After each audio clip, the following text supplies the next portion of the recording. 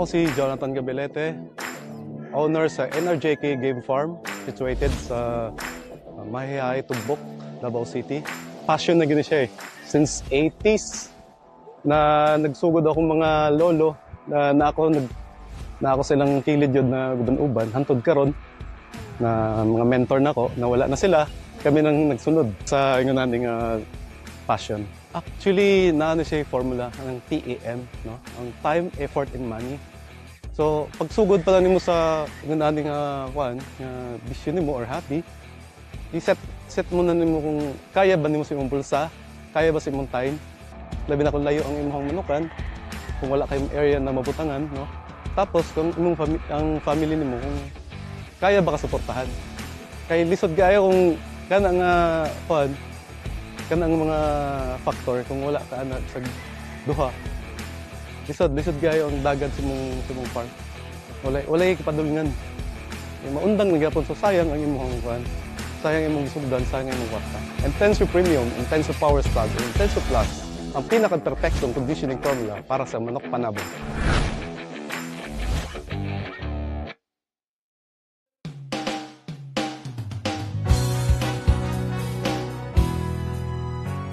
Pagkatapos ng kapon, binaon ako sa hamon.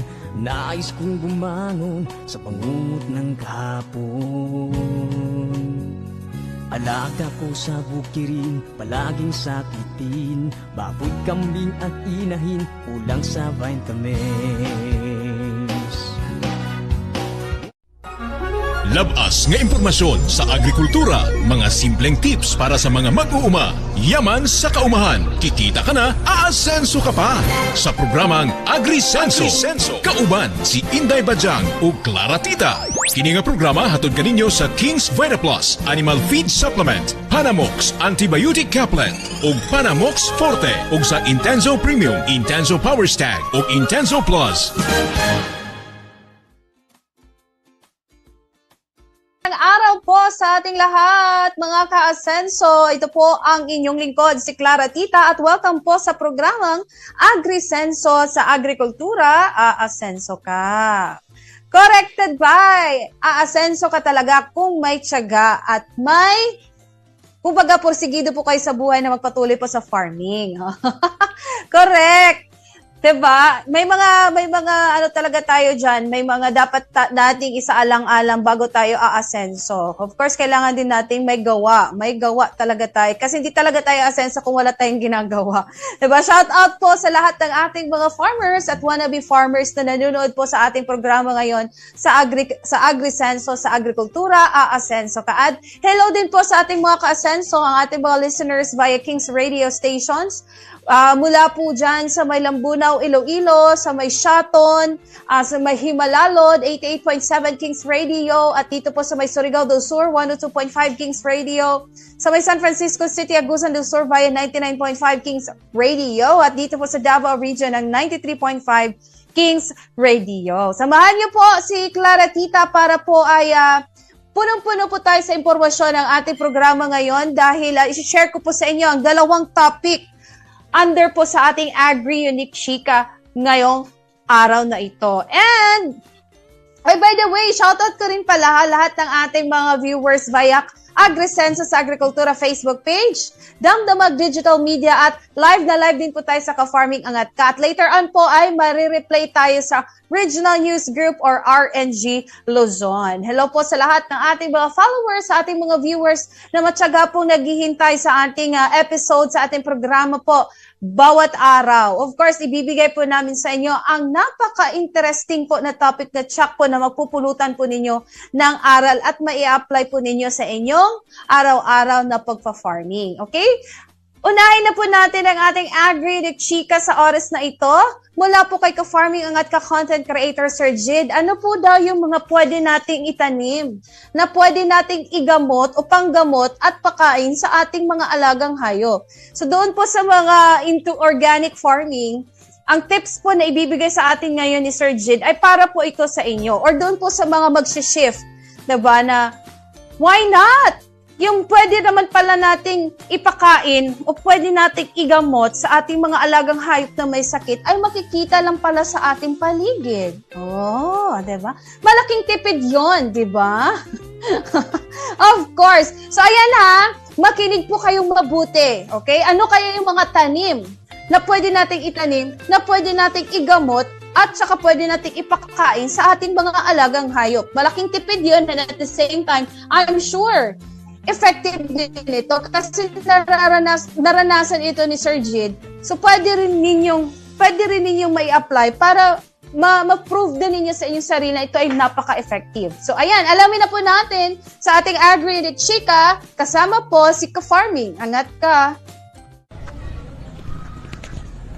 Magandang araw po, live na naman tayo. At dito po sa ating pwesto ngayon, napakaganda ng lugar.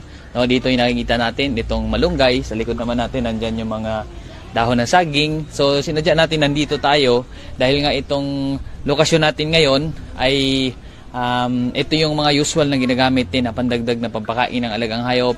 No, itong malunggay, napakalaking tulong din doon sa mga alaga natin, sa mga kambing natin. Minsan nga kapag yung mga kambing natin ay bagong panganak, no, bagong panganak yung mga anak ng kambing, ang sa ilan, ginagamit nila yung juice nitong malunggay, no? Ito yung kanilang pinipiga, tapos kinukuha nila yung juice. Ito yung pinapainom nila doon sa mga baby kambing nila para mas lalong lumakas. At napakahalaga din, itong i-share ko sa inyo ay basic experience din namin, no? Napakahalaga din doon sa mga kambing natin na sa unang pagkalabas ng ating kambing, dapat nakadede yan doon sa inahin para makuha niya yung colostrum. Yung colostrum kasi napakahalaga din doon sa mga kambing natin para hindi sila maging sakitin, no? Para malakas yung immune system nila, no? Parang tao din, di ba? Kung didala tayo sa ospital, yung mga nanganak sa ospital ay ayaw pumayag ng mga security guard, ayaw pumayag ng doktor na ikaw ay gumamit ng mga bottled milk. Gusto nila yung anak mo ay nakadede doon sa ina kasi nandun yung colostrum. Napakahalaga ng colostrum para lumakas ang immune system ng alaga natin. So, So, ito ay isa rin sa napakagandang pampakain. Kahit doon sa mga kambing na inahin, no? Ito yung malaking tulong din sa amin ito. Itong mga ganitong klaseng halaman, mga malunggay, kasi ito ay lalong nagpapadagdag din ng gatas ng inahing mga kambing. Ayan, malunggay, napakaganda. Doon naman sa mga kambing na marami ring nagtatanong sa atin, ano daw ba yung ginagamit naming gamot doon sa mga kambing na nagka-diarrhea. So, ayan naman, meron tayong mga natural na remedyo dyan. Ang mga ginagamit naman namin ay ganoon din, yung mga nandito sa likuran natin. Halimbawa, ito mga dahon ng saging. Ayan ay napakaganda rin na natural dewormer kapag may mga sakit yung alaga natin. No? Natural dewormer, itong ipil-ipil na sa likod din natin. Itong dahon ng saging kapag nagka-diarrhea yung kambing natin. No, dahon ng saging, yan yung aming pinapakain ng tuloy-tuloy. Halimbawa, kapag nakita namin, yung kambing namin ay medyo mahina or medyo basa yung mga dumi nila doon sa babahay namin, ginagawa namin, kinukuha na namin ng mga dahon yan ng dahon ng mga saging, no, dahon ng mga saging, sabay yun yung aming pinapakain. Nilalagay namin doon sa kainan ng mga kambing namin. Ayun, no, silipin lang muna din natin pala yung live natin, no, kung magana ba tayo. So yun yung dagdag na pampakain din namin doon sa mga alaga para kahit papaano ay maibsan yung kanilang, kapag nakita namin, maibsan yung kanilang pagkakasakit doon sa mga kambing natin. Yun yung aming pamamaraan para bumalik sa normal yung mga dumi nila. Yun yung mga ginagamit namin. So bukod dyan sa mga dahon ng saging, kapag may mga maraming kaimito doon sa lugar natin, yung mga kaimito naman malaking tulong din para ganon din kasi yun.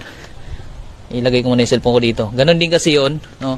Nakakaano rin yun, nakakatigas din ulit ng mga dumi ng mga kambing, yung mga dahon ng kaimito kapag nag-diarrhea yung mga kambing natin. Yun yung mga ginagamit nating natural na binibigay. Ganon din yung mga dahon ng bayabas, dahon ng abukado, pero wag lang labis dun sa abukado kasi nakakasama din pag nasobrahan sila dun.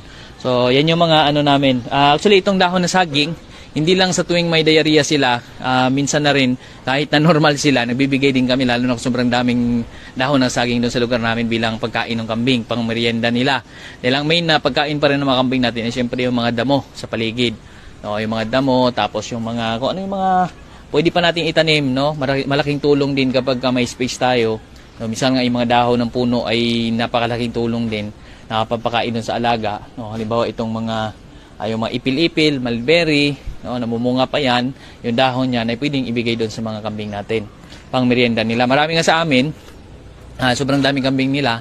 Panahon na medyo hirap na sila dun sa mga damo, nagtatanim sila ng napier grass. Napier grass, tapos yung iba, pupunta sila dun sa mga tabi ng ilog, nanguha sila ng mga damo doon, nanguha sila ng mga ipil-ipil, kasi nandun madalas tumutubo ng kusa yung mga damo doon. Mga ipil-ipil, yung mga dahon-dahon doon ng mga kahoy, no? Yung iba pa, may nakausap ako dati, kangkong naman yung pinapakain niya sa kambing niya. Kaya lang minsan tumating sa punto na yung kambing niya ay nagka-diarrhea, siguro na sobrahan doon sa dahon ng kangkong, no? So tinanong niya ano daw ba ibigay doon sa kangkong. Sa experience namin, ano daw ba yung ginagamit namin kapag may diarrhea yung aming kambing. So yun ay senior ko rin sa kanya kay sir, yung dahon ng saging, subukan niya dahon ng kaimito. Yun naman ay sinubukan niya, at nung mga sumunod na araw, no, nagmensahe siya na okay na daw yung kambing niya. So yun, malaking tulong din talaga yung mga natural na, kahit yung mga natural natin na mga tanim sa paligid, no, malaking tulong din doon sa mga alaga. Itong mga kambing, no, kapag hinahayaan lamang din natin kambing natin, minsan umaabot din sa may panahon din na sakitin sila, lalo na kapag nagkataon na nanganak yung inahing kambing tapos tag-ulan pa. So minsan yung mga baby kambing natin nagkakasakit, diarrhea, iba-ibang mga sakit ang dumadapo. So yan yung mga cause nung stress nung mga kambing natin, nagkakasakit sila, nanghihina. Sa amin, no, nasubukan na rin namin yan na medyo nanghihina yung alaga namin, mga kambing namin, no. Medyo hirap din kami kung paano namin sila pagalingin, lalo na yung mga maliliit na kambing. So talagang nahirapan kami paano pagalingin, at ang best lang talaga na para sa akin, ang pinaka best na way doon ay doon na talaga sa vet para ma-inject sila kung ano man yung karampatang gamot doon sa mismong sakit na ma-determine ng veterinaryo, no? At yun ang pinaka best talaga para gumaling, kasi sa amin nangyayari na rin once na naghihina talaga, wala na, lalo na pag nakahiga na. So wala na, pagka itong mga kambing medyo sila, masailan din ang mga kambing, lalo na sa panahon ng yung panahon ng tag-ulan, no, kapag tinatamaan sila o na-stress sila. Kaya sa amin ay hindi na namin pinapaabot sa ganung punto na sa ngayon. Dati kasi nangyayari talaga yan doon sa kambingan namin, nagkakasakit. Sa ngayon, yun yung doon naman kami nag-invest sa pagpapalakas ng kanilang immune system. Dahil sabi nga nila, no, yung mga sakit ng alaga natin, kung mahina ang immune system, doon nagkakasakit, tas gamutin na naman natin, mawala lang yung sakit. Kung mahina pa rin yung immune system nila, babalik at babalik pa rin yung sakit nila. Kaya sa amin, ang nagawa namin, pinapalakas namin yung immune system ng mga alaga namin. Maraming mga vitamins din ang pwedeng gamitin, no? Pero sa amin, ang pinaka nasubukan talaga namin sa ngayon, ito, bit-bit na rin natin. Yan, King's Vita Plus na vitamins yung aming ginagamit sa ngayon din.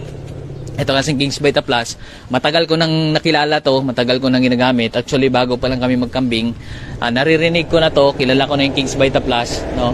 Kasi talagang kilala siya sa lugar namin, sa Zamboanga del Norte. Kilala siya na vitamins doon. Siya yung isa sa matagal na talagang tuloy-tuloy pa rin hanggang sa ngayon na ginagamit na vitamins ng mga magsasaka sa lugar namin, lalo na sa Mindanao area, sa Visayas, at dito sa Luzon din. Actually nag-expand na rin, so meron na rin, available na rin ang King's Vita Plus sa mga aggregate stores dito, sa mga poultry supply, no? Ito yung ginagamit namin na vitamins. Ayan, pakita ko lang din sa inyo. Ayan, yung King's Vita Plus kasi, itong ating ginagamit na to, no, ito ay binubuo ng napakarami na rin ng mga supplements. Nandiyan yung multivitamins, minerals, amino acids, electrolytes, essential elements, probiotics, yan, calcium, D3 enzymes. Nandiyan din yung ayan sa likod, punong-puno pa siya ng mga nutrients, mga minerals, no, punong-puno ng mga vitamins. Nandiyan pa yung zinc, iron, manganese, copper, iodine, selenium, cobalt, lysine, D-methionine, betaine. Andyan din yung vitamin A, vitamin D3, vitamin E, vitamin K3, vitamin B1, vitamin B2, vitamin B6, vitamin B12, folic acid, pantothenic acid, vitamin. Hinihingal ako sa kabasa, sobrang daming mga sangkap niya na nakatulong sa alaga natin. Ang King's Vita Plus, may nagtanong sa akin kanina, sa mensahe, nag-message sa akin, "Sir, legit ba yung King's Vita Plus?" Ito ay legit na legit po. Dahil ang King's Vita Plus, ito ay registered sa Bureau of Animal Industry. Yan, sa numerong VDAPM 18099. Ito ay nabibili sa mga aggregate stores, sa mga poultry supply nationwide. Dito sa Luzon, may ilan na yung mga hindi pa napasok, wala. Pero doon sa mga major, mga malalaking mga aggregate, meron na rin na King's Vita Plus. Majority sa mga aggregate, mga poultry supply, no, meron na rin itong King's Vita Plus. Ito yung ginagamit natin dahil nga ito yung talagang subok na sa lugar namin. At tulad na nabanggit natin, matagal na siyang namamayagpag. More than 5 years na siya. Actually sa lugar namin, more than 5 years ko na siyang naririnig na ginagamit ng maraming mga farmers. Yan, King's Vita Plus Animal Feed Supplement. Ito yung paggamit naman nito, isang buong pakete siya, no? Yung isang buong pakete na to, naglalaman na to ng 100 grams na pwede na rin nating ihalo sa isang sako na feeds. No, kung nag-feeds tayo, isang sakong feeds pwede nating haluan nito or pwede rin nating ihalo doon sa tubig inumin ng alaga natin kung nagpapainom tayo, halimbawa sa kambing, baka, kalabaw natin, kabayo, doon ay hinahalo naman namin ito sa tubig inumin nila. No, isang kutsara sa 4 na litro na tubig, ganun yung aming pagbibigay sa kanila.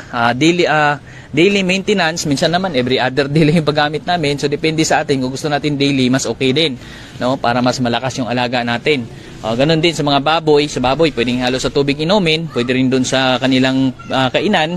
No, iba-iba rin presyo nito. Ang pinaka-usual na nakikita natin, lalo na sa Luzon, nasa 100 pesos isang pakete. Pero ito pwede nang ihalo sa isang sakong feeds, tulad ng nabagit natin, wherein pwede namang once a day ka lang magbigay, na sa'yo na yun. Kung gusto mo 3 times a day, lahat ng feeds mo ihaluan mo ng King's Vita Plus, okay din. No, pero kung once a day lang, so sobrang laking tipid na rin yung isang sako mo. No, kung halimbawa yung alaga mong maliit ay nagko-consume na isang sako sa isang buwan, kung yung isang sako yun, ihalo mo na yung King's Vita Plus, tapos sa isang araw, isang beses ka lang magbigay ng sako na yun na pinaglagyan mong vitamins, no, nung feeds na yun. So, matagal na maubos, abutin na rin mga 3 buwan yung feeds na ipapakain na sa iyong alaga. So, depende na rin yung may King's Vita Plus na yun, no? So depende rin sa magiging paraan natin, no? Ganun din sa mga natural na pagkain na binibigay namin, tulad dun sa mga katawan na saging, mga gabi, kamote, dahil nga nagbibigay rin tayo ng mga natural na pagkain, lalo na't alam naman natin kung iasa natin lahat dun sa mga feeds na binibili ay medyo paatras din, no? Lalo na kung hindi pa naman talaga na-build yung market natin. Maliban na lang sa ilan, na-build na talaga yung market nila, meron na silang magandang market, no, at tawag nito, meron na silang kilalang mapaglagyan ng kanilang mga produkto, no, kahit na sa kabila ng medyo malaki gastos nila, pero yung kita nila ay tuloy-tuloy naman kasi meron na silang mapagdalhan ng kanilang mga produkto. Hindi na sila asa pa dun sa mga middleman, no, hindi na sila asa pa dun sa mga pumupunta lang dun sa lugar nila para bumili ng produkto na minsan ay tinatawaran pa ng todo, sobrang baba na yung nung pagbili, no. Kaya sa ilan, sa marami, gumagawa ng sariling pamamaraan para mas mapapalago pa nila yung kanilang pag-aalaga ng hayop, yung kanilang produksyon, no, at mapapaganda nila yung kanilang kita. So, direct to consumer yung kanilang pamamaraan. Imbis na iasa nila doon sa gitna, direct to consumer sila. Actually, sa pag-uumpisa, dadaan talaga tayo dyan na doon muna tayo sa mga middleman, lalo na doon sa mga baka, sa mga kalabaw na binibenta natin, sa mga baboy. Yun ay mga baka, kalabaw, bihira natin makabenta nun eh. So, middleman, ganun din sa mga kambing, maliban na lang pag may mga, sabi kasi pag untian lang, ang target namin yung piyesta o may mga nagpapakasal, may mga okasyon, no, na ibibenta namin doon ng tama, amin yung presyo. Pero pag ibibenta natin doon sa mga nagninegosyo lang din ng mga middleman, so minsan sila yung nasusunod sa presyo, sila yung magsasabi kung magkano lang bili nila. So sa amin, yun yung aming paraan na kung gusto namin direct to consumer, yun ang tinatarget namin sa panahon ng piyesta, Pasko, New Year.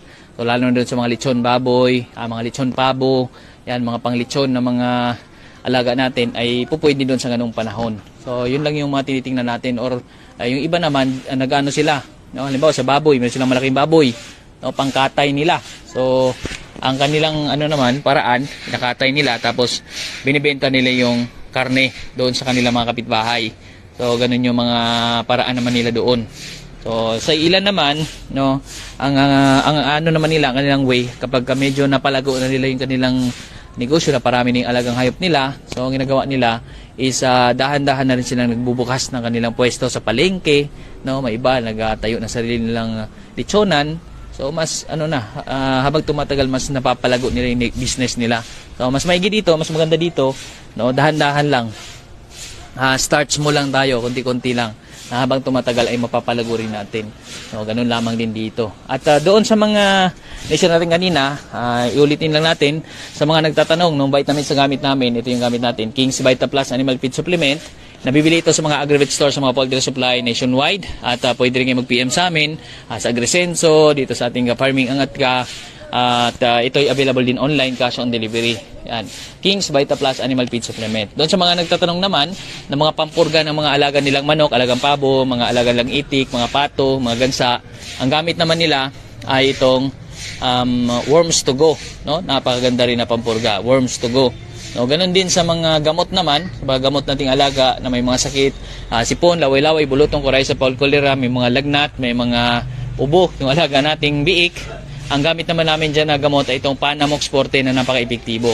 Panamox Forte para sa sisiw, sa mga biik, yan, sa mga sipon, lagnat, laway-laway, bulutong, coryza, fowl cholera. Ganon din sa mga malalaki na mga alaga nating manok, mga malaki nating pabo, ang gamit naman namin na gamot ay itong Panamox Caplet naman. So napakaraming option, napakaraming mga epektibong gamot din na nabibili na natin sa mga agri-vet store, sa mga poultry supply na maaari natin gamitin para sa pagpaparami natin ng mga alagang hayop. Doon naman sa mga gusto nila na mga vitamins ng mga manok panabong natin, kung may manok panabong tayong alaga, sa amin maraming nag-alaga ng manok panabong kahit hindi naman sila nagsasabong dahil nga doon sa demand din, no? Yung mga game farm. Madalas namin ginagamit nila, Intenso naman, Intenso Plus sa sisiw, doon naman sa mga bayong-bayong o mga stag ay Intenso Power Stag, at doon naman sa kinukondisyong manok ay yun namang Intenso Premium. Yun yung mga ginagamit nila. Doon naman sa may mga alagang pet, no, ang gamit naman nilang vitamins dyan ay ang King's Vita Pet. So yan yung mga produktong pinagkakatiwalaan ng marami din sa bukid, marami sa mga farmers, lalo na sa lugar namin. Dito ay sinishare din natin para kayo din ay masubukan ninyo. So yun, no, yun yung mga nagiging pamamaraan namin.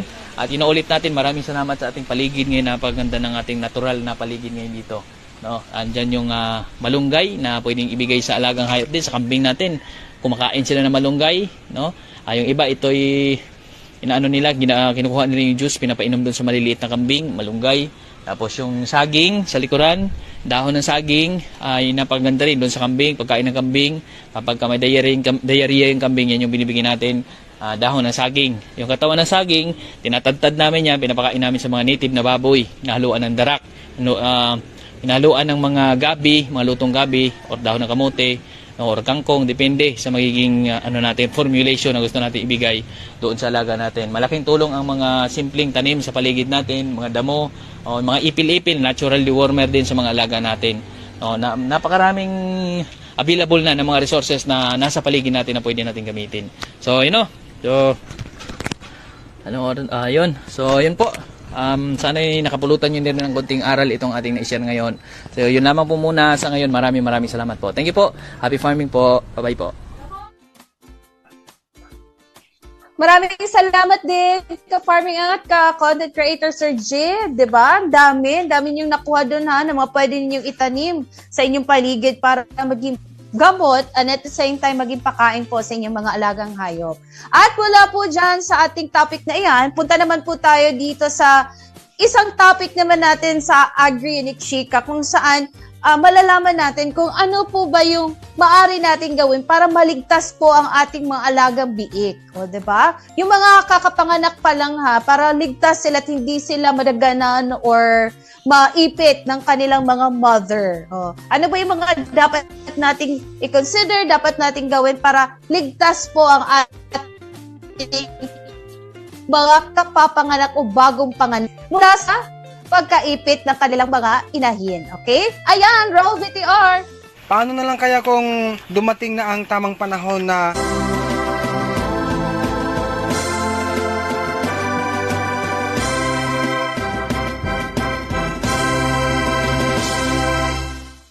King's Vita Plus Animal Feed Supplement.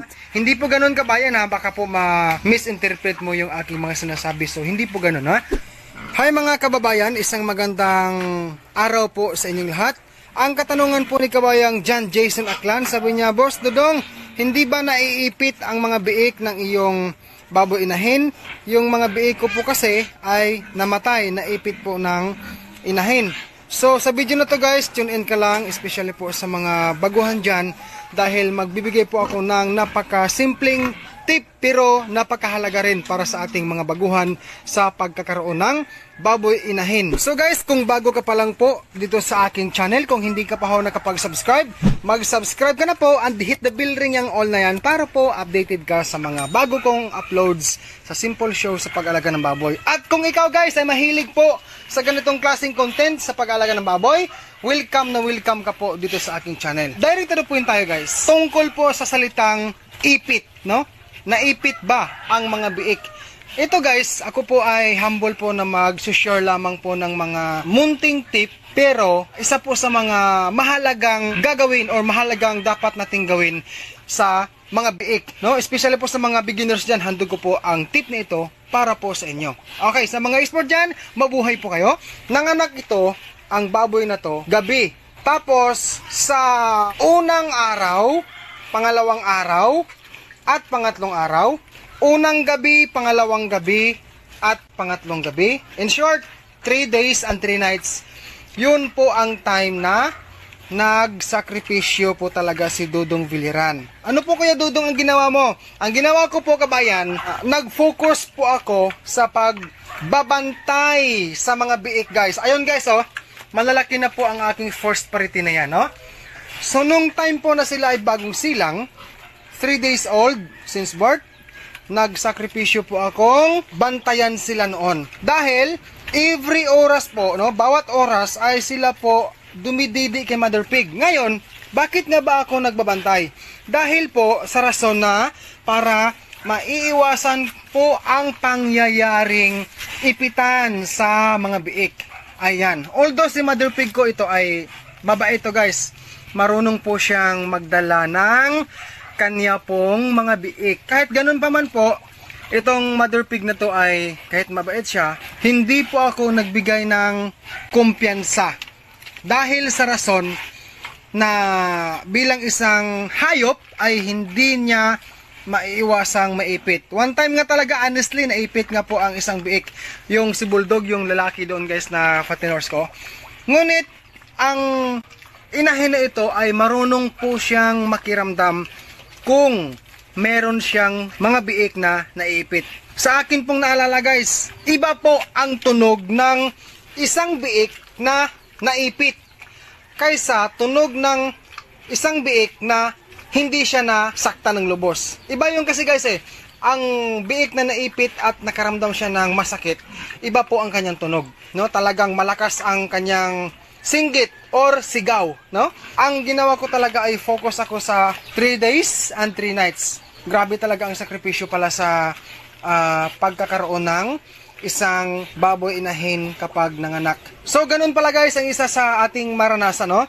Kahit po ako ay isang small backyard piggery lamang dito sa aking babuyan, ay naranasan ko po, kumbaga sinishare ko lang po sa inyo kung gaano pala kahirap, no, pag nanganak ang ating mga baboy inahin. Isa nga lang to guys pa lang ang akong baboy inahin, no? Isa pa lang po. Paano na lang kaya kung dumating na ang tamang panahon na hinanda ni Lord para sa atin talaga, kung kanyang ipagkaloob na dadami po ang ating mga baboy inahin. So kailangan na po natin siguro ng alalay, no? So ito sila ngayon guys, no? Okay, hanapin natin si Bulldog, yung naipit po noon ni Mother Pig, ano? Ayan guys, oh. Yung nakatalikod, yung lalaki na yan. Ayan, siya po si Bulldog na akin pong binansag sa kanya. Gusto ko lang pong linawin ang pinaka-importanting tip na handog ko po dyan sa mga baguhan, no? Beginners, kung kayo po ay magkaroon ng panahon o pagkakataon na meron na kayong baboy inahin at nanganak, isa po sa pinaka number 1 na tip ko para sa inyo ay makipag-coordinate po tayo sa brand technician dyan. Dahil sila po ang number 1 na mag-aalalay sa atin anuman po ang mga concern natin sa ating mga baboy. Kabayang John Jason Aklan, hindi ko po sinasabi na ikaw po ay pabaya or naging pabaya sa mga biik mo, ha. Hindi po ganun kabayan, ha. Baka po misinterpret mo yung aking mga sinasabi. So, hindi po ganun, ha. At isa pa ho sa mga tip ko kapag sakaling busy tayo sa ating trabaho. Halimbawa, may trabaho tayo sa labas, no? Tapos, kung aalis tayo halimbawa, ay pwede po tayong makikisuyo sa ating mga kapatid, no? Kung hindi man pamilya natin or mga kaibigan natin na pwede pong maasahan sa pagbabantay ng ating mga biik, no? Para po maiwasan ang mamatayan tayo ng mga biik. So yan po guys, ay simple lamang po ng mga tip ko sa inyo, pero sana po ay nakatulong po sa inyong lahat ang simpleng video na ito. Shoutout po kina Hazel Pirumingan watching from Escalante City, Negros Occidental, Alin Bosio from Zamboanga, Sibugay, Genevieve Llanes from Cabancalan City, Renato Narag from Cagayan Valley, Kagardin Kagala at kay Armin Frayna. Shout out po sa inyo at sa inyong lahat viewers. Sa mga nagtatanong po sa akin kung saan po mabibili ang King's Vita Plus Animal Feed Supplement, yan po ay mabibili sa mga Agribit stores na malapit po sa inyong lugar. Meron din po sa Shopee at ganon din sa FB page ng King's Vita Plus Animal Feed Supplement. So guys, maraming salamat po for watching this video. Sa mga hindi pa ho dyan nag-subscribe, mag-subscribe ka na po and click mo ang bell ring yang all para po updated ka sa mga bago kong upload sa Simple Show sa pag-alaga ng baboy.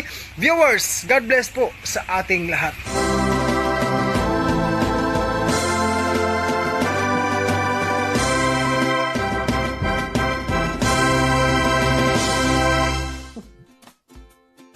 Thank you so much, Sir Dodong Villaran. Sa mga hindi pa po nakasubscribe, mag-subscribe na po kayo sa Facebook page, Dodong Villaran page. Okay? At yan po ang ating Agri Unique Chika sa oras na ito. Punta naman po tayo sa ating Agri Balita for today.